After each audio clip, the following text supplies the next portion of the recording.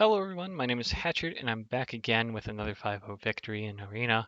My current standings in Arena are, of my 55 runs, 3 of them are 5-0, 28 of them are 4-1, 20 of them are 3-2, 3 of them are 2-3, and 1 of them is 1-4. I had those 2 and 3 runs from a lot earlier, I think. I think I had 2 of them in my last video. And that 1-4 was actually really recent with Haven. I still think Haven has one of the best potential decks in Take-Two, but the amount of luck you have to get that, I think, is pretty obscene.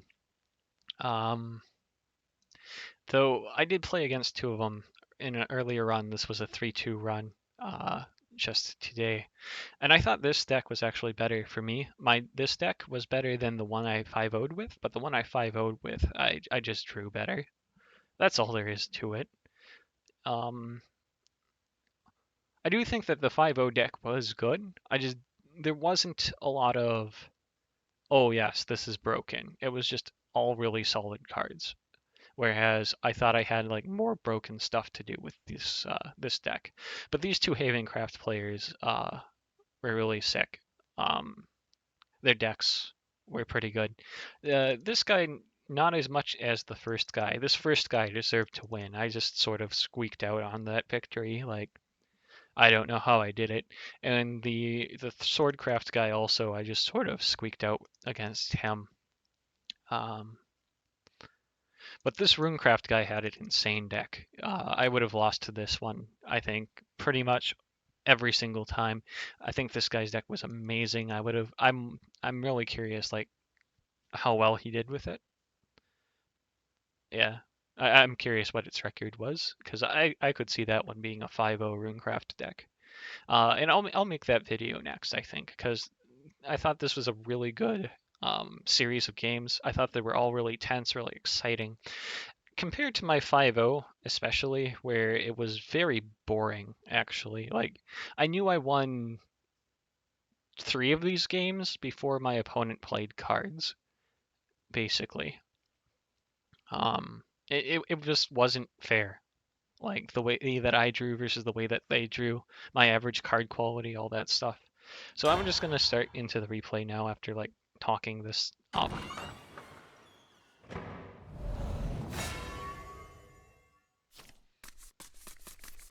どうぞお覚悟を。安心してください。一瞬で終わります。Excuse me. So this is like my 4th or 5th time recording this. I decided last time I needed to turn on my volume because the volume of the game was just too loud compared to my talking volume. So nothing really happens here for the first few turns. I played my Oathless Knight. He's going to respond with a, whatchamacall, a Navy Lieutenant. There's no reason for me to go anywhere but face with these 2 guys, so I just sort of play the Shield Maiden.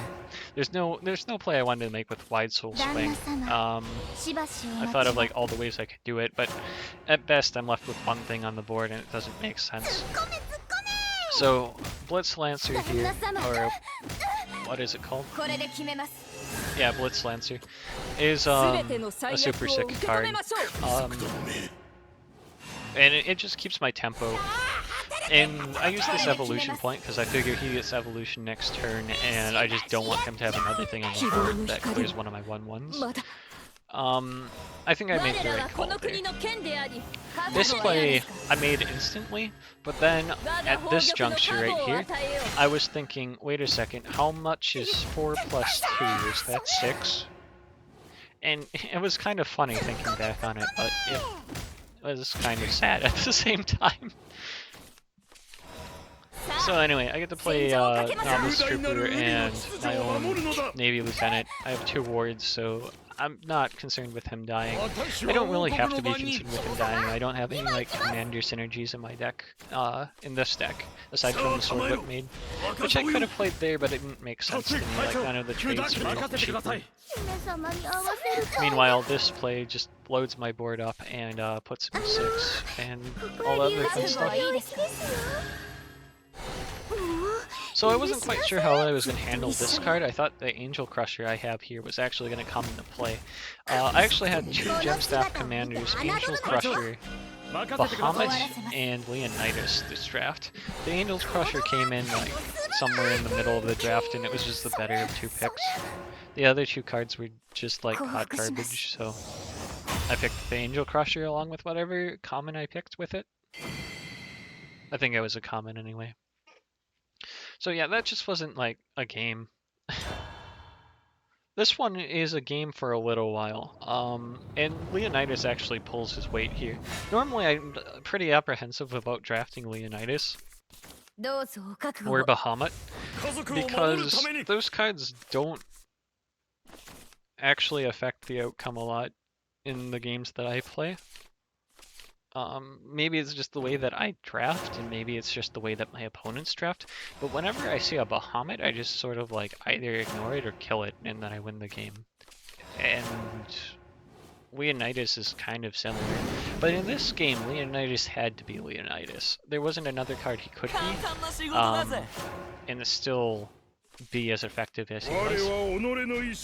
So this is really good for me right here, because I'm going to be able to whole sword swing, or whole sword swing, to gain a 1/1 for free, and also gain a card off this. Best case scenario for me, he just plays another, like, he just gives me another card, which I get, which is really nice. Just not having the 3-drop plus a breath or whatever. Like, he would have played the breath earlier, because me having cards is bad, but those two card draws were super influential, and I'm super glad to have gotten both of those.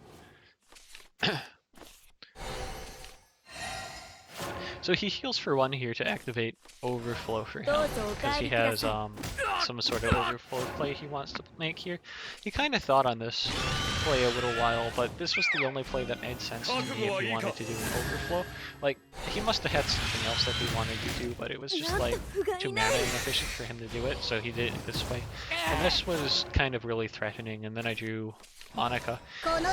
Monica is one of my favorite cards in Arena, actually. That and Dragon Newt Princess, though I don't think I've ever been offered a Dragon Newt Princess. But I always try to pick one Monica whenever I can. Like, she's just super board control. She makes 2 bodies and she kills a thing. Because most of the time in this game, when your opponent evolves to killing something and then they're left with 2, maybe 3 health, but it's normally like 1 or 2 health. So I didn't have any other good plays here. I thought about this one a long time, and I was like, I have 3 things for Leonidas, that's fine, I'll just make a ninja. That's what I decided. So then Leonidas comes into play here. I get to kill off this 4/6, which is threatening to me, and I can push 4 damage, and he has to kill off the Leonidas. It's a very threatening card. Just at a 9/6. He managed to clear both of my minions with a Hydra, which was pretty sick, but the stuff that he has on the board just doesn't matter compared to what I have in my hand. So this was the first time I think Leonidas has actually like won me a game by being Leonidas and not just another big card or another card that I could have played earlier. And he was super influential in this game. I don't know if it would have been as good if he was just another card that I could have played earlier, like if he was an 8-drop, because an 8-drop could have been really, really good there, because making a ninja wasn't the best play possible, it was just the best play that I had. I almost want to skip the Shadowcraft game because it was awful for the Shadowcraft player. It just wasn't fair. He just didn't draw cards that he could play all game. Like, I think he played 2 minions and 2 spells, and I won the game.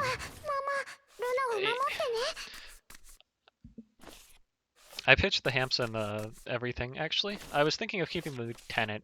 I might have kept the Lieutenant thinking back on it, but then I just drew this, and this is just too much for him to handle. So I'm just gonna go ahead and, like, skip all these turns, because this is... No decisions you make are necessarily good, but I'm going to trust that he didn't have other options, even though he made like bad decisions during the couple of options he had. So this one right here, like he kills a 3-3 instead of a 4-3 with those Call of the Void. That's gonna cost him 1 extra health. That was a bad decision. And then he doesn't really have any more plays from here out, but this was also a bad decision. He killed the Thief off. He has no like desire to clash with it at all. Like he could have killed another thing. So he should have killed the 4-3 once again and killed like another 2-2. Even then, like I just had too many things on the board and he just died. Like I don't know. This game wasn't fair for him. It wasn't exciting. This entire run wasn't exciting. I'm really sad about it, because this run was exciting, and it would have been really cool to 5-1 or the 5-0 this one for a video. I'm still gonna go over it. That's the next video I'm making, and I'm making it exactly after I make this one, because those games were tense. Those were exciting games. I mostly just want to play people that are even skilled with me. Like, I really hate the progression system in this game because I'm something like 60-7. Yeah, 60-7 in the ranked mode.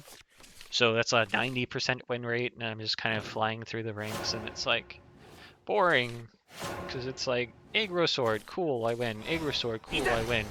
Control blood is great. People should play control blood. Forest, I played Furious, I win. Stuff like that. It's just... I want to play people of equal skill. I don't find that this progression system is letting me do that. So it's just sort of killing my motivation to play the game. Meanwhile, sometimes in Take-Two, I get that going on, and it's keeping me alive. So this turn I don't really have a better play than this. I thought long and hard about how I wanted to use my resources, and I decided that I was going to trade in the Thief, because I didn't want to miss out on the card draw, and if I was going to trade in the Thief, I needed to trade something else in, so it was going to be the Floral Fencer, because it just put the most things on board. It had the Salamander Breath. I'm glad I baited it out early.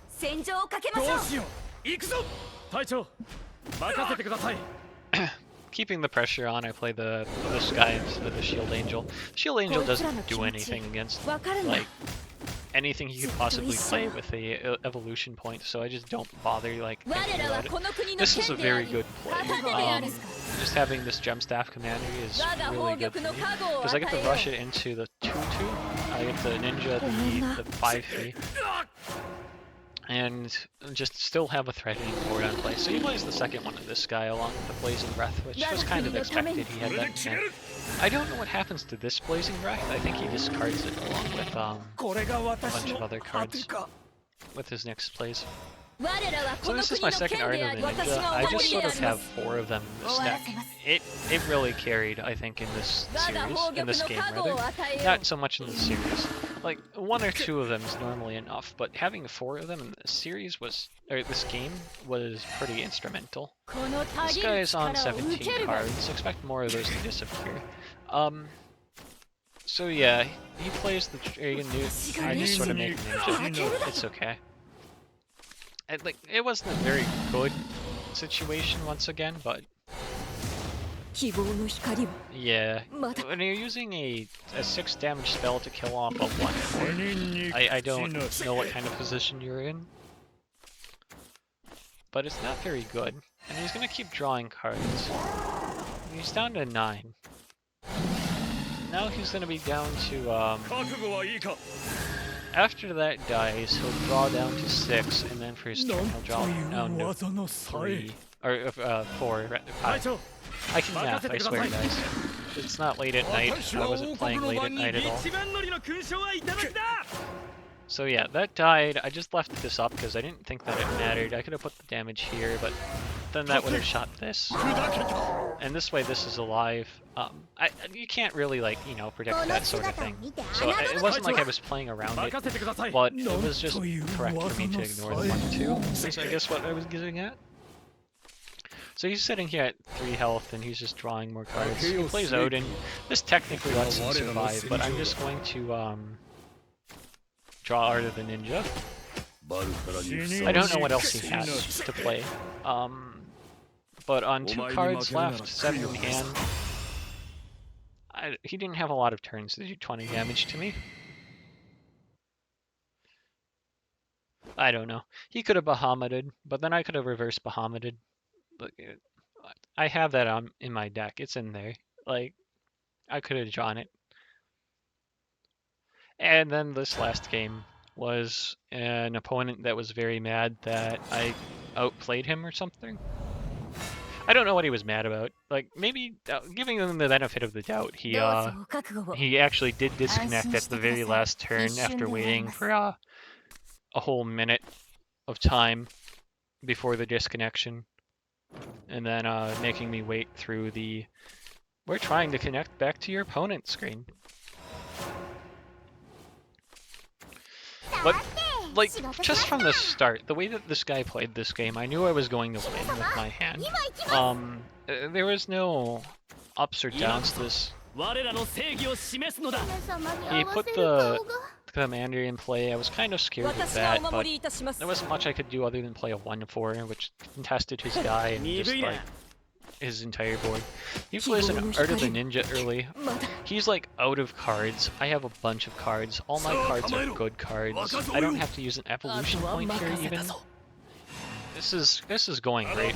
I am super stoked about this game. Turn 7, I have the Cyclone Soldier for the Cyclone Blade. I can even evolution point it because I saved so many evolution points.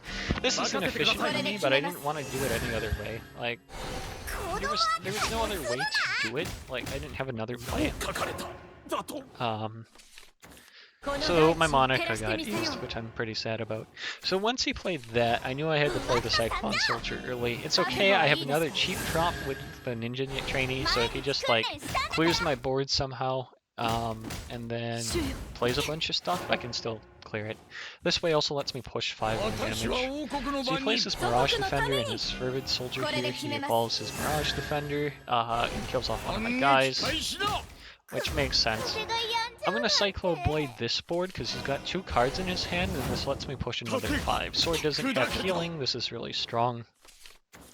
I'm not gonna play the Ninja Trainee out because I have Leonidas in my hand, and I figure, you know what, this might come down to that. It might come down to the fact that I can Ninja Trainee something. So here's Art of the Ninja doing work again. And now he's played his Leonidas, so I'm gonna run my Leonidas into his Leonidas and put him to 6. I think I did this in the other game I got to play Leonidas too. Like, this exact play. Which is interesting. I guess it's, like, to be expected though, because I just have ninjas. So, he saves a lot of health on his Mammoth here, but because I saved the Ninja Trainee and the Oathless Knight and the Phantom Guard came into my hand later, like, this is just so many things I get to put onto the board. Watch me drop this this thing, which does 2 more damage. Lets me make another guy. Like, it's actually a very worthless play to have done, but it felt right at the time. Like, I thought for some reason it would put, like, more things on the board because it was just an opportunity I could take, but it was actually just a waste of mana. It was bad. I had the Bahamut in case he once again just had the board clear plus thing. So if he Bahamutted, I would have reversed Bahamutted. Like, not once did Bahamut come into play there. Leonidas didn't even play that big of a role in that second game. Like, with how he played, my card quality was better than his, and I'm certain I would have won that game regardless. But it did kind of win the game sooner than how I would have expected to win the game otherwise, so I guess that was good. So anyway, thank you guys for coming out and watching this. Have a good night. I'm gonna make the more exciting video now.